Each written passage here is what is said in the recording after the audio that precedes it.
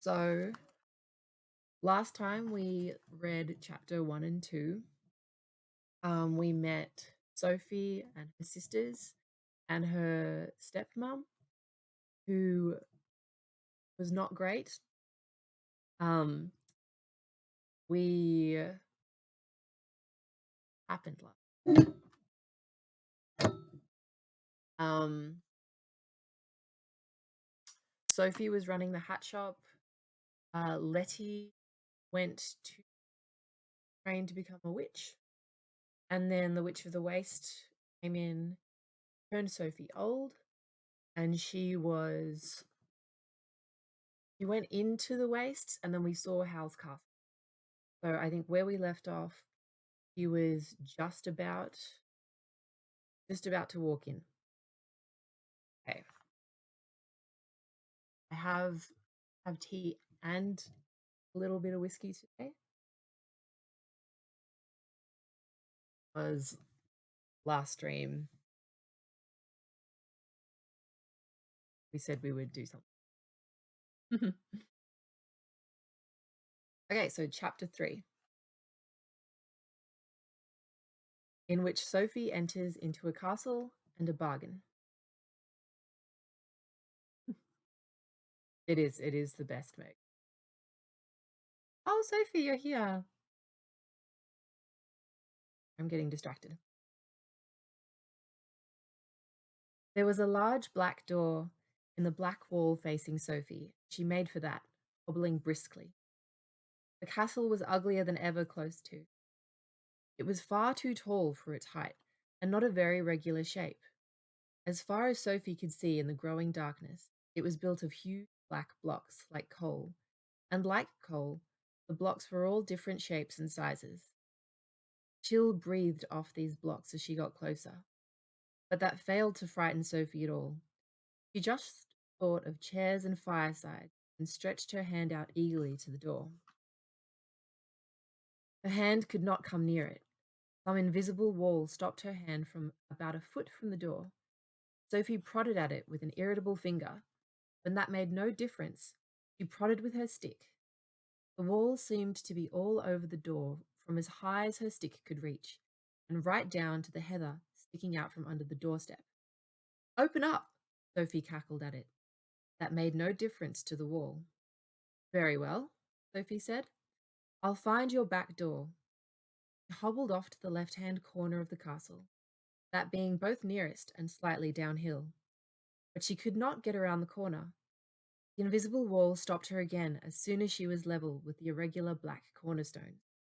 At this, Sophie said a word she had learned from Martha that neither old ladies nor young girls are supposed to know, and stumped uphill and anti-clockwise to the castle's right-hand corner. I wonder what word. What word? A young lady's not supposed to know. There was no barrier there. She turned that corner and hobbled eagerly toward the second big black door in the middle of that side of the castle. There was a barrier over that door, too. Sophie glowered at it. I call that very unwelcoming. Black smoke blew down from the battlements in clouds. Sophie coughed. Now she was angry. She was old, frail, chilly, and aching all over. Night was coming on, and the castle just sat and blew smoke at her. I'll speak to Howl about this, she said, and set off fiercely to the next corner. There was no barrier there. Evidently, you had to go around the castle, anti-clockwise. But there, a bit sideways in the next wall, was a third door. This one was much smaller and shabbier. The back door at last, Sophie said. The castle started to move again as Sophie got near the back door. The ground shook, the walls shuddered and creaked, and the door started to travel away sideways from her. Oh, no, you don't, Sophie shouted. She ran after the door and hit it violently with her stick. Open up, she yelled. The door sprang open inward, still moving away sideways. Sophie, by hobbling furiously, managed to get one foot up on its doorstep. Then she hopped and scrambled and hopped again, while the great black blocks around the door jolted and crunched as the castle gathered speed over the uneven hillside. Sophie did not wonder the castle had a lopsided look. The marvel was that it did not fall apart on the spot. What a stupid way to treat a building, she panted. She threw herself inside it. She had to drop her stick and hang onto the open door in order not to be jolted straight out again. As she began to get her breath, she realized there was a person standing in front of her holding the door too. He was a head taller than Sophie, but she could see he was the merest child, only a little older than Martha, and he seemed to be trying to shut the door on her and push her out of the warm, lamplit, low beamed room behind him into the night again. Don't you have the impudence to shut the door on me, my boy? He said. I wasn't going to, but you're keeping the door open. What do you want? Sophie looked around at what she could see beyond the boy. There were a number of probably wizardly things hanging from the beams, strings of onions, bunches of herbs, and bundles of strange roots. There were also definitely wizardly things, like leather books, crooked bottles, and an old brown grinning human skull. On the other side of the boy was a fireplace, with a small fire burning in the grate. It was a much smaller fire than all the smoke outside suggested. But, that, but then, this was obviously only a back room. Much more important to Sophie, this fire had reached the glowing rosy stage, little blue flames dancing on the logs, and placed beside it, in the warmest position, the low chair with a cushion on it. Sophie pushed the boy aside and dived for that chair. Ah, my fortune, she said, settling herself comfortably in it. It was bliss. The fire warmed her aches, and the chair supported her back, and she knew that if anyone wanted to turn her out now, they were going to have to use extreme and violent magic to do it. The boy shut the door, and he picked up Sophie's stick and politely leaned it against the chair for her. Sophie realized that there was now no sign at all that the castle was moving across. Not even the ghost of a rumble or the tiniest shaking. How odd. Tell Wizard Howl, she said to the boy. This castle's going to come apart around his ears if it travels much further. The castle's bespelled to hold together, the boy said, but I'm afraid Howl's not here just at the moment. This was good news to Sophie. When will he be back? Asked a little nervously. Probably not till tomorrow now, the boy said. What do you want? Can I help you instead? I'm Howl's apprentice, Michael. This was better news than ever. I'm afraid only the wizard Howl can possibly help me, Sophie said quickly and firmly. It was probably true, too. I'll wait, if you don't mind. It was clear Michael did mind. He hovered over her a little helplessly. To make it plain to him, she had no intention of being turned out by a mere boy apprentice. Sophie closed her eyes and pretended to go to sleep. Tell him the name's Sophie, she murmured. Old Sophie, she added, to be on the safe side. Oh, hi, Amir.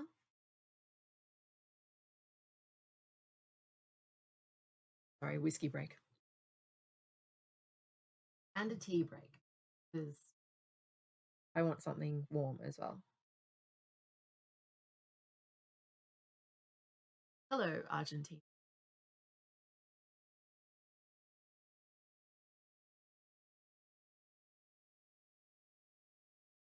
What kind of tea? It's Melbourne breakfast, and the whiskey is Fireball mixed with cider.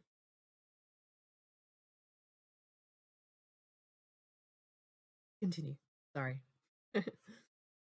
um, I have sugar, but no milk. And if you are arriving just now a little bit late, we're reading Howl's Moving Castle. Okay, back in again. Old Sophie, she said, just to be on the safe side. That will probably be me. That will probably mean waiting all night, Mike. Since this was exactly what Sophie wanted, she pretended not to hear. In fact, she almost certainly fell into a swift doze. She was so tired from all that walking. After a moment, Michael gave her up and went back to the work he was doing at the workbench where the lamp stood. So she would have a whole night's shelter, even if it was on slightly false pretenses, Sophie thought drowsily. Since Hal was such a wicked man, it probably served him right to be imposed upon. But she intended to be well away from here by the time Hal came back and raised objections. She looked sleepily and slyly across at the apprentice. It rather surprised her to find him such a nice, polite boy. After all, she had faced her way and quite rudely, and Michael had not complained at all. Perhaps Howl kept him in abject civility. Michael did not look servile. He was a tall, dark boy with a pleasant, open sort of face, and he was most respectably dressed. In fact, if Sophie had not seen him at the moment carefully pouring a green fluid out of a crooked flask of black powder in a bent glass jar, she would have taken him for the son of a prosperous farmer. How odd! Still, things were bound to be odd where wizards were concerned, Sophie thought. And this kitchen or workshop, beautifully cozy and very peaceful. Sophie went properly to sleep and snored. She did not wake up when there came a flash and a muted bang from the workbench, followed by a hurriedly bitten off swear word from Michael. She did not wake when Michael, sucking his burned fingers, put the spell aside for the night, fetched bread and cheese out of the closet. She did not stir when Michael knocked her stick down with a clatter, reaching over her for a log to put on the fire, or when Michael, looking down into Sophie's open mouth, remarked to the fireplace, "She's got all her teeth. She's not the witch of the waste, is she?" "I wouldn't have let her come in if she was," the fireplace retorted. Michael shrugged and picked Sophie's stick politely up again. Then he put a log on the fire with equal politeness and went away to bed somewhere overhead. In the middle of the night, Sophie was woken by someone snoring. She jumped upright, rather irritated to discover sorry, that she was the one who had been snoring. It seemed to her that she had only dropped off for a second or so, but Michael seemed to have vanished in those seconds, taking the light with him. No doubt a wizard's apprentice learned to do that kind of thing in his first week, and he had left the fire very low. It was giving out irritating hissings, and a cold draught blew on Sophie's back. Sophie recalled that she was in a wizard's castle, also with unpleasant distinctness that there was a human skull on a workbench somewhere behind her. She shivered and cranked her stiff old neck around, so there was only darkness behind her. "Let's have a bit more light, shall we?" she said. Her cracked little voice seemed to make no more noise than the crackling of the fire. Sophie was surprised. She had expected it to echo through the vaults of the castle. Still, there was a basket of logs beside her, stretched out a creaking arm and heaved a log on the fire, which sent a spray of green and blue sparks flying up the chimney. She heaved on a second log and sat back, not without a nervous look or so behind her, where blue purple light from the fire was dancing over the polished brown bone of the skull. The room was quite small. There was no one in it but Sophie and the skull. "He's got both feet in the grave, and I've only got one." She turned back to the fire, now flaring up into blue and green flames. "Must be salt in the wood," Sophie murmured. Settled herself more comfortably, putting her knobbly feet on the fender, her head into a corner of the chair, where she could stare into the coloured flames, and began dreamily considering what she ought to do in the morning. But she was sidetracked a little by imagining a face in the flame. It would be a thin blue face, she murmured, very long and thin, with a thin blue nose. Those curly green flames on top are most definitely your hair. Suppose I didn't go until Hal gets back. Wizards can lift spells, I suppose. And those purple flames near the bottom make them. You have savage teeth, my friend. You have two green tufts of flame for eyebrows. Curiously enough, the only orange flames in the fire were under the green eyebrow flames, just like eyes. They each had a little purpled glint in the middle that Sophie could almost imagine was looking at her, like the pupil of an eye. On the other hand, Sophie continued, looking into the orange flames, if the spell was off, I'd have my heart eaten before I could turn around. "Don't you want your heart eaten?" asked the fire. It was definitely the fire that spoke. Sophie saw its purple mouth move as the words came. Its voice was nearly as cracked as her own, full of the spitting and whining of burning wood. "Naturally I don't," Sophie answered. "What are you?" "Fire demon," answered the purple mouth. There was more whine than spit to its voice as it said, I'm bound to this hearth by contract. I can't move from this spot. Then its voice became brisk and crackling. And what are you? It asked. I can see you're under a spell. This roused Sophie from her dreamlike state. You see? She exclaimed. Can you take the spell off? There was a popping, blazing silence, while the orange eyes and the demon's wavering blue face travelled up and down Sophie. It's a strong spell, it said at length. It feels like one of the Witch of the Wastes to me. It is, Sophie said. But it seems more than that, crackled the demon. I detect 2 layers, and of course you won't be able to tell anyone about it unless they already know. It gazed at Sophie a moment longer. I shall have to study it, it said. How long will that take? Sophie asked. It may take a while, said the demon, and it added in a soft, persuasive flicker. How about making a bargain with me? I'll break your spell if you agree to break this contract. Sophie looked warily at the demon's thin blue face. It had a distinctly cunning look as it made this proposal. Everything she had read showed the extreme danger of making a bargain with a demon, and there was no doubt that this one did look extraordinarily evil. Those long purple teeth. Are you sure you're being quite honest? Not completely, admitted the demon. But do you want to stay like that till you die? The spell has shortened your life by about 60 years, if I am any judge of such things. This was a nasty thought, and one which Sophie had tried not to think about up to now. It made quite a difference. This contract you're under, she said. It's with Wizard Howl, is it? Of course, said the demon. Its voice took on a bit of a whine again. I'm fastened to this hearth, and I can't stir so much as a foot away. I'm forced to do most of the magic around here. I have to maintain the castle and keep it moving, do all the special effects that scare people off, as well as anything else Hal wants. Hal's quite heartless. Sophie did not need telling that Hal was heartless. On the other hand, the demon was probably quite as wicked. Don't you get anything out of this contract at all? She said. I wouldn't have entered into it if I didn't, said the demon, flickering sadly. But I wouldn't have done if I'd known what it would be like. I'm being exploited. In spite of her caution, Sophie felt a good deal of sympathy for the demon. She thought of herself making hats for Fanny while Fanny went gadding. All right. What are the terms of the contract? How do I break it? Eager purple grin spread across the demon's blue face. You agree to a bargain? If you agree to break the spell on me, Sophie said, with a brave sense of saying something fatal. Done! Cried the demon, his long face leaping gleefully up the chimney. I'll break your spell the very instant you break my contract. Then tell me how I break your contract, Sophie said. The orange eyes glinted at her, looked away. I can't.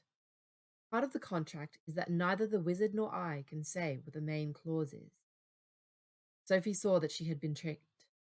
She opened her mouth to tell the demon that it could sit in the fireplace until doomsday in that.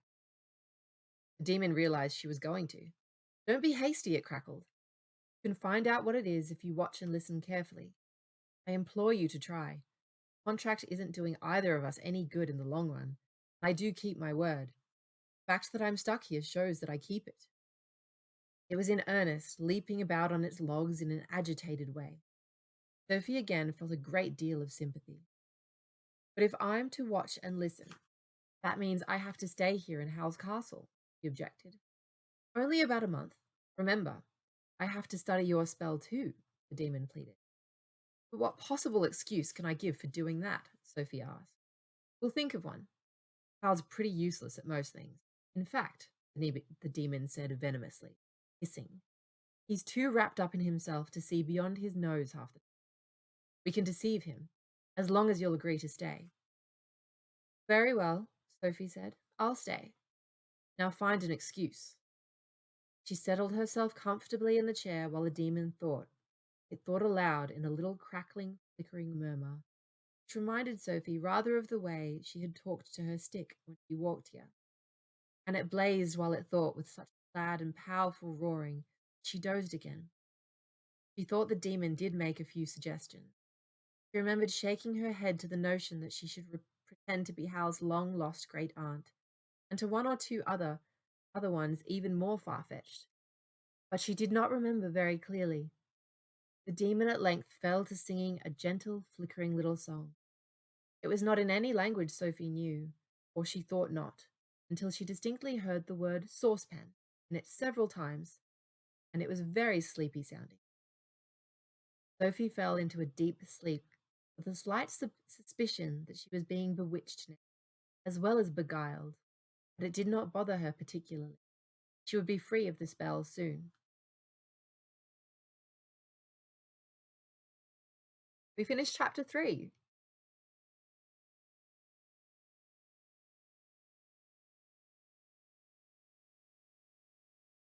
He has a voice of an. Thanks.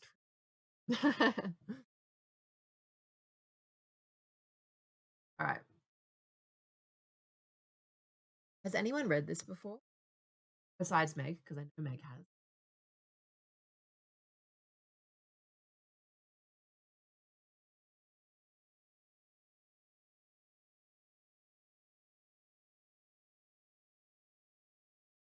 No? Are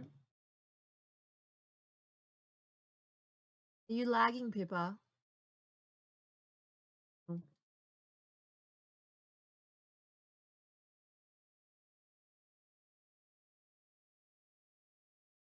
Me too. She has so many. There's like at the front, got like 20 other books. Um, anyway, Howl is coming. He's gonna be I'm pretty sure he's in this chapter.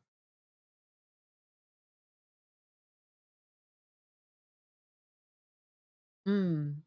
I wanted to read Castle in the Sky as well.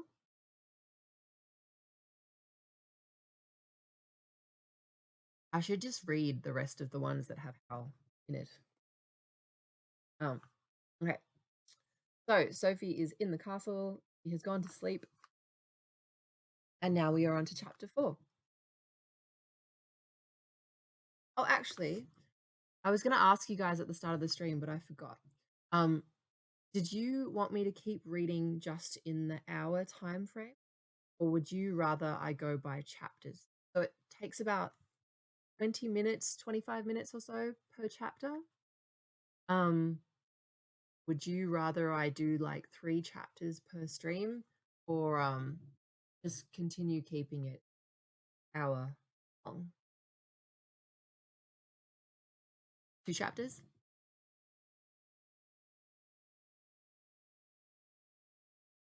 Oh wait, so 2 chapters per stream and then chat afterward? Is that what you meant, Amir?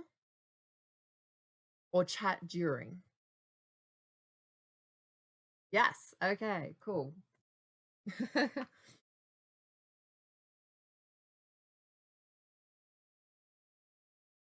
During and after.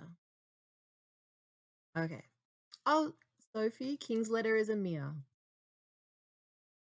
So 2 of my besties meeting. Oh, nice.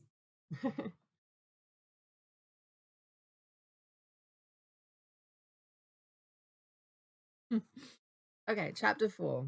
Sorry to get sidetracked. In which Sophie discovers several strange things.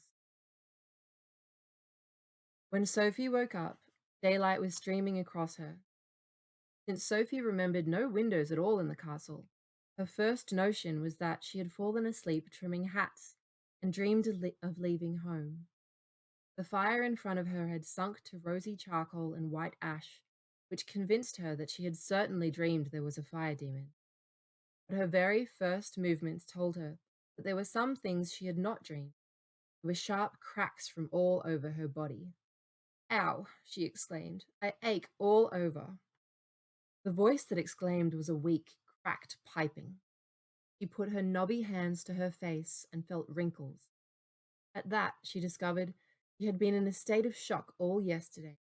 She was very angry indeed with the Witch of the Waste for doing this to her. Hugely, enormously angry. "Sailing into shops and turning people old," she exclaimed. "Oh, what I won't do to her." Her anger made her jump up in a salvo of cracks and creaks and hobble over to the unexpected window. It was above the workbench. To her utter astonishment, the view from it was a view of a dockside town. She could see a sloping, unpaved street lined with small, rather poor looking houses, and masts sticking up beyond the roofs. Beyond the masts, she caught a glimmer of the sea, which was something she had never seen in her life before. Wherever am I? Sophie asked the skull, standing on the bench. I don't expect you to answer that, my friend, he added hastily, remembering this was a wizard's castle. She turned round to take a look at the room. It was quite a small room, with heavy black beams in the ceiling. By daylight, it was amazingly dirty. The stones of the floor were stained and greasy. Ash was piled within the fender, and cobwebs hung in dusty droops from the beams. There was a layer of dust on the skull. Sophie absently wiped it off. She went to peer into the sink beside the workbench.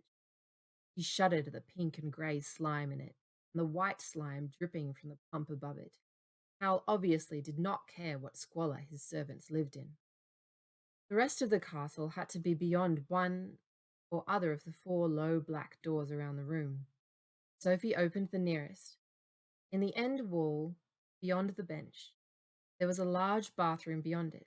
In some ways, it was a bathroom you might normally find only in a palace, full of luxuries, such as an indoor toilet, shower stall, an immense bath with clawed feet, and mirrors on every wall.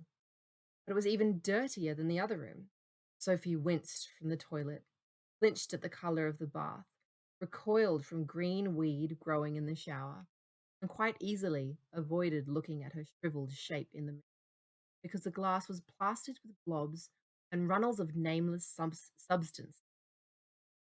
The nameless substances themselves were crowded onto a very large shelf over the bath. They were in jars, boxes, tubes, and hundreds of tattered brown packets and paper bags. The biggest jar had a name. It was called Drying Power in crooked letters. Sophie was not sure whether there should be a D in that or not. She picked up a packet at random. It had skin scrawled on it, and she put it back hurriedly. Another jar said eyes in the same scrawl. A tube stated for decay. Seems to work too, Sophie muttered, looking into the basin with a shiver. Water ran into the basin when she turned a blue-green knob that might have been brass and washed some of the decay away. Sophie rinsed her hands and face in the water without touching the basin, but she did not have the courage to use drying power. She dried the water with her skirt, then set off to the next black door. Whiskey break. Does everyone else have like a drink with them? Comforting tea. I know Meg has whiskey.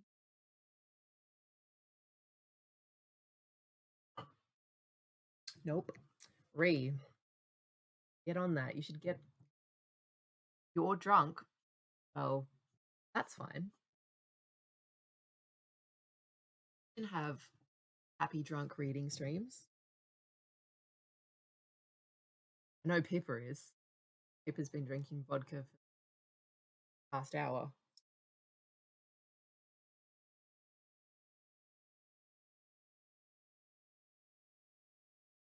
Okay.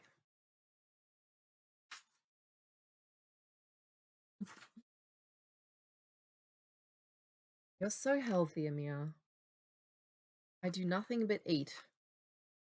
All right, here we go. That one opened onto a flight of rickety wooden stairs. Sophie heard someone move up there, up the door hurriedly. It seemed only to lead to a sort of loft anyway. She hobbled to the next door. By now she was moving quite easily. She was a hale old woman, and she had discovered yesterday. The third door opened onto a poky backyard, high brick walls. It contained a big stack of logs, higgledy-piggledy heaps of what seemed to be scrap iron, wheels, buckets, metal sheeting, wire mounded almost to the top of the walls. Sophie shut that door too, rather puzzled, because it did not seem to match the castle at all.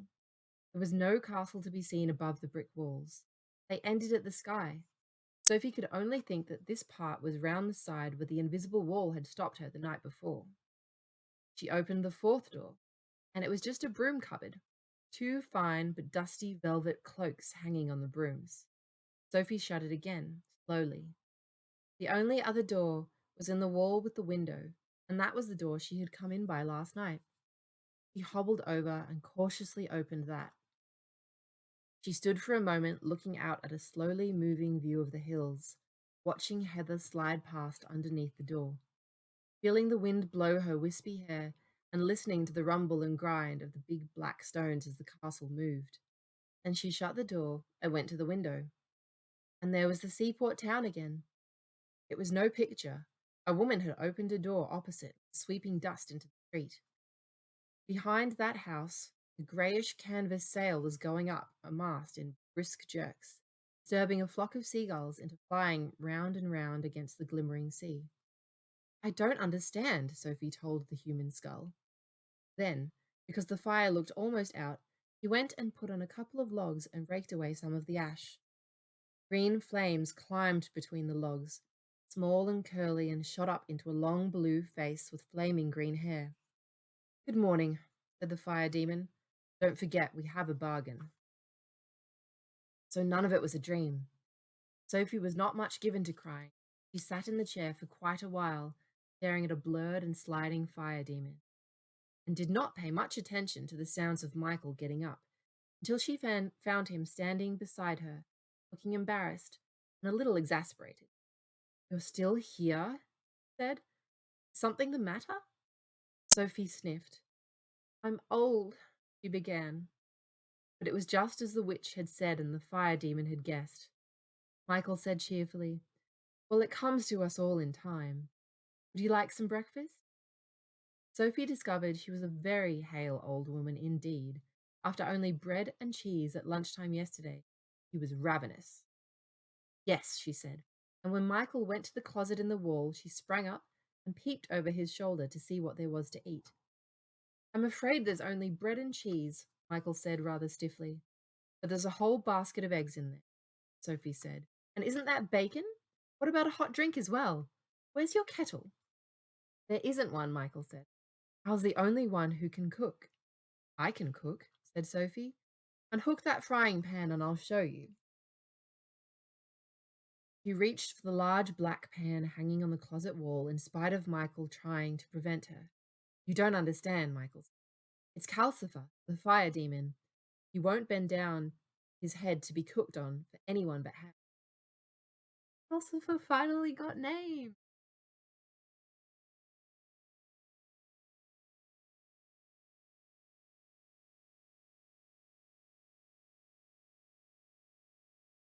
Sorry, again, another whiskey break. Sophie turned and looked at the fire demon. He flickered back at her wickedly. I refuse to be exploited. You mean, Sophie said to Michael, that you have to do without even a hot drink unless Hal's here? Michael gave an embarrassed nod. Then you're the one who's being exploited, said Sophie. Give that here. She wrenched the pan from Michael's resisting fingers, plonked the bacon into it, popped a handy wooden spoon into the egg basket, and marched with the lot to the fireplace. Now, Calcifer, he said, let's have no more nonsense. Bend down your head. You can't make me, crackled the fire demon. Oh, yes, I can, Sophie crackled back, with a ferocity that had often stopped both her sisters in mid-fight. If you don't, I shall pour water on you, or I shall pick up the tongs and take away both your logs, she added. She got herself creakingly onto her knees by the hearth. There, she whispered, or I can go back on our bargain, or tell Hal about it, can't I? Oh, curses, Calcifer spat. Why did you let her in here, Michael? Sulkily, he bent his blue face forward until all that could be seen of him was a ring of curly green flame dancing on the logs. Thank you, Sophie said, and slapped the heavy pan onto the green ring to make sure Calcifer did not suddenly rise up again. I hope your bacon burns, Calcifer said, muffled. Iconic line.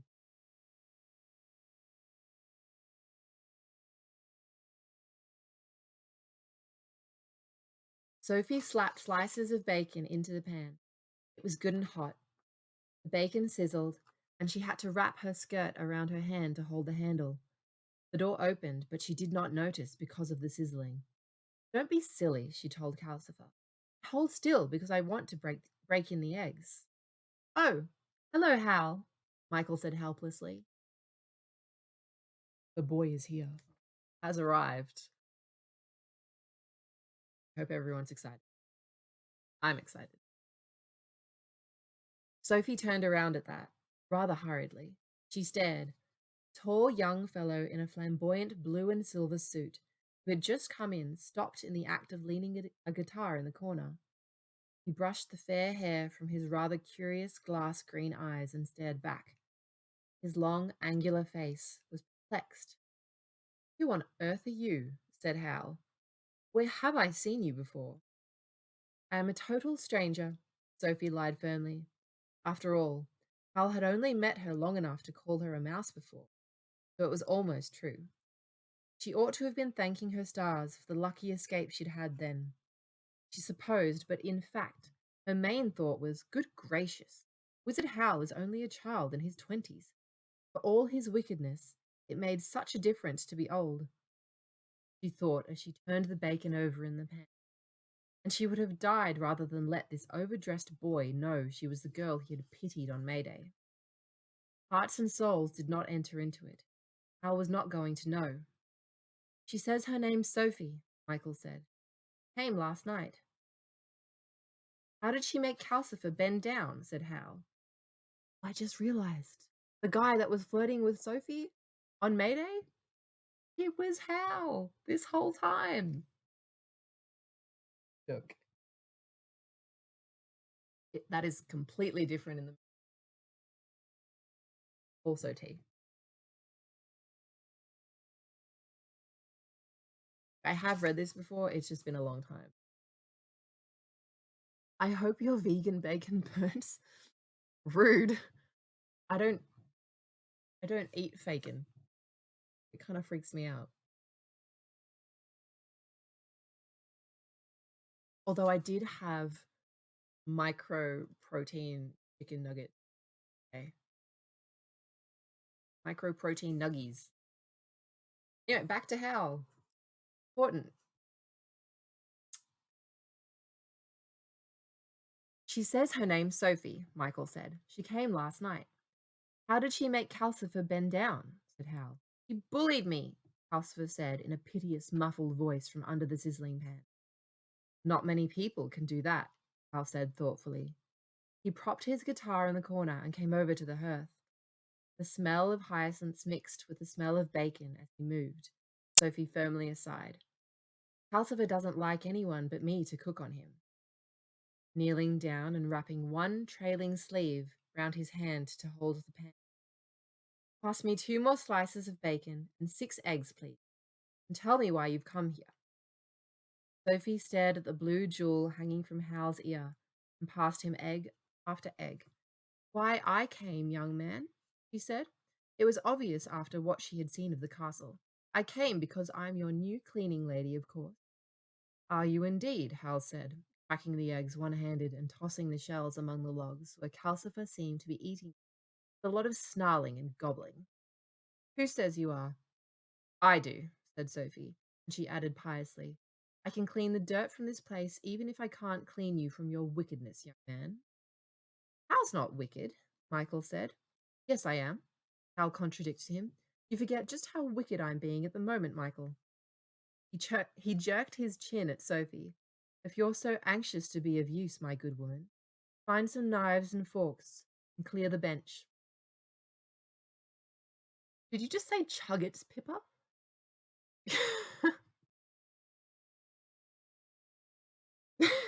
Okay. I've lost my spot. I just saw chuggets and was like, oh, I haven't eaten all day and the whiskey's like, I'm feeling it. Okay. There were tall stools under the workbench. Michael was pulling them out to sit on and pushing aside all the things on top of it to make room for some knives and forks he had taken from a drawer in the side of it. Sophie went to help him. She had not expected Hal to welcome her, but he had not even so far agreed to let her stay beyond breakfast. Michael did not seem to need help.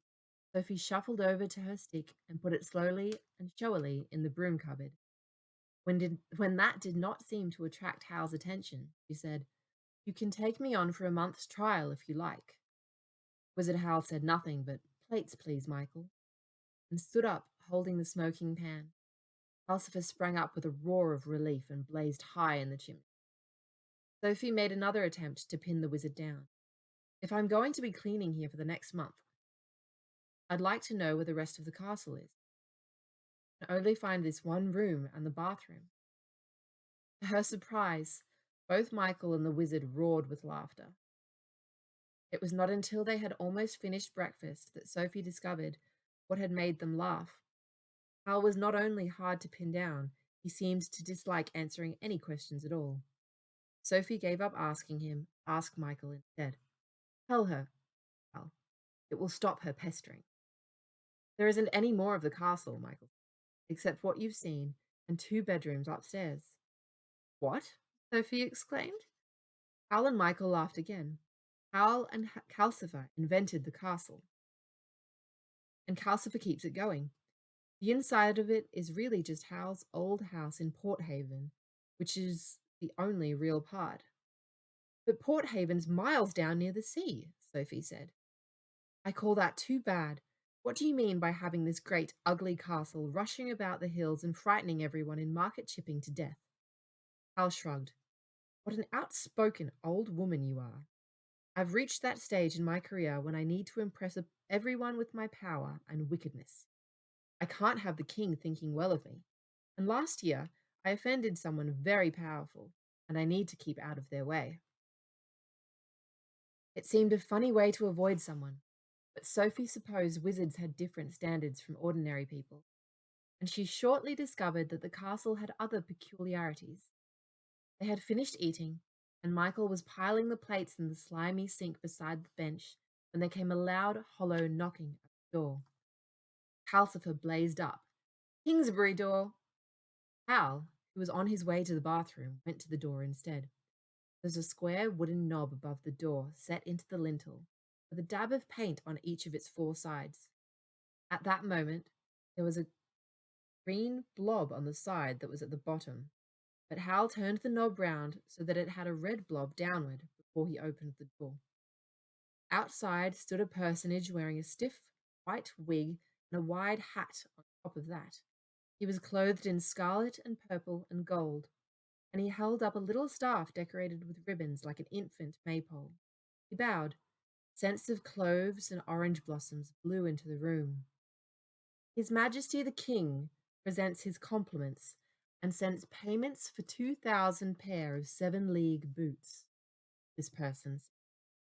Behind him, Sophie had glimpses of a coach waiting in a street full of sumptuous houses covered with painted carvings, and towers and spires and domes beyond that, of a splendor she had barely before imagined.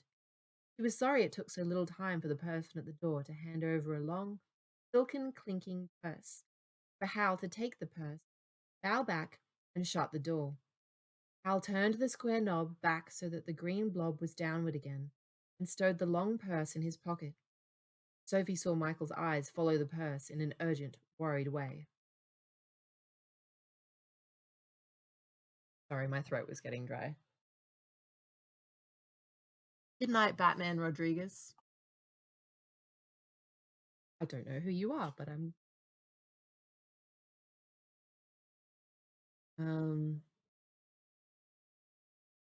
Hal went straight to the bathroom then, calling out, "I need hot water in here, Calcifer," and was gone for a long, long time. Sophie could not restrain her curiosity. "Whoever was that at the door?" she asked Michael. "Or do I mean, wherever?" "That door gives on Kingsbury, Michael, where the king lives.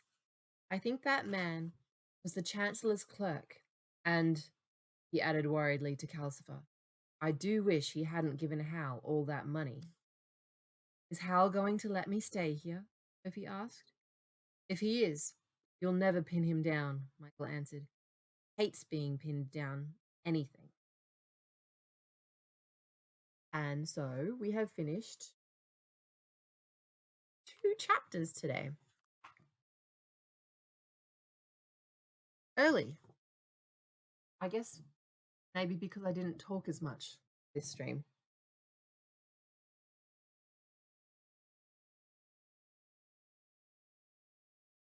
Should I continue a little? Or should we leave early? What do you think? One more chapter or we'll just leave it till next time?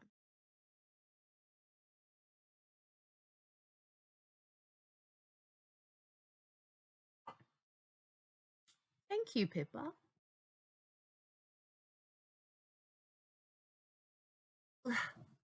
I wanted to do this just so okay. So my friends could relax a little.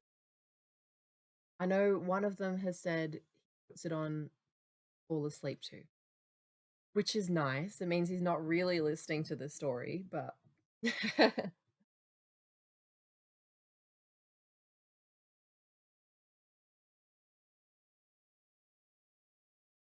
okay. We will leave it there then. Where did I put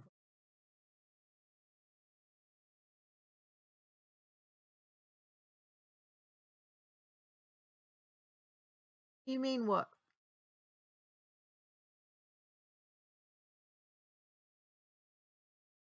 Sophie, you need to say more than just what? Oh, just for this stream. So I finished 2 chapters, unless you wanted me to continue. Is this a break? Hello. Oh, I know I did it quite quick this time. I can read one more if you'd like. You're new here? Hello. So we're reading Howl's Moving Castle. We've just finished a chapter. We were going to end the stream because usually we go for about an hour and read 2 chapters. How to Move a Castle? No, Howl's Moving Castle, as in the novel. Is this Michael? Sounds like Michael jokes. All right.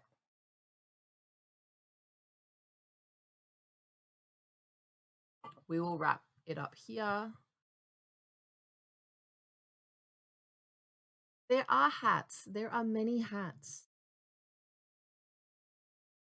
This one?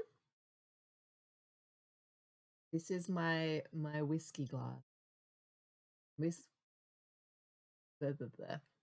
Too much whiskey.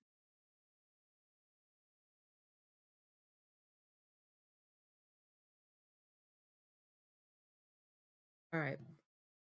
So we are done for the day. It was lovely having you all here. And I will see you all Wednesday when we read chapter 5 and 6 on Wednesday. You're welcome, lovely. Robo Glurp, you got here late. We finish around 9. We start at 8. But it will go up. The video will go up and stay if you want to watch afterwards. You're welcome, Ree. I hope it made it less stressful, more chill.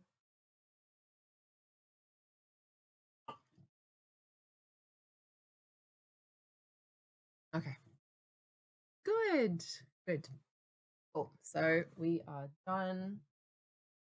I'm probably going to go play some more Star Wars.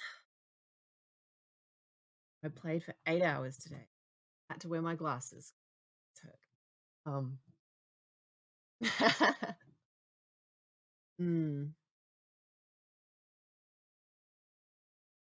yeah, yeah. I got up at like 8:30. I started playing, then I stopped at 5:30 because I was like, "Wow, you've been a goblin. You should probably eat before you stream." It has been a lot of fun. Um, the main character, Howl is so sweet. I just want to protect him, but I have a bad feeling because it's set after Revenge of the Sith.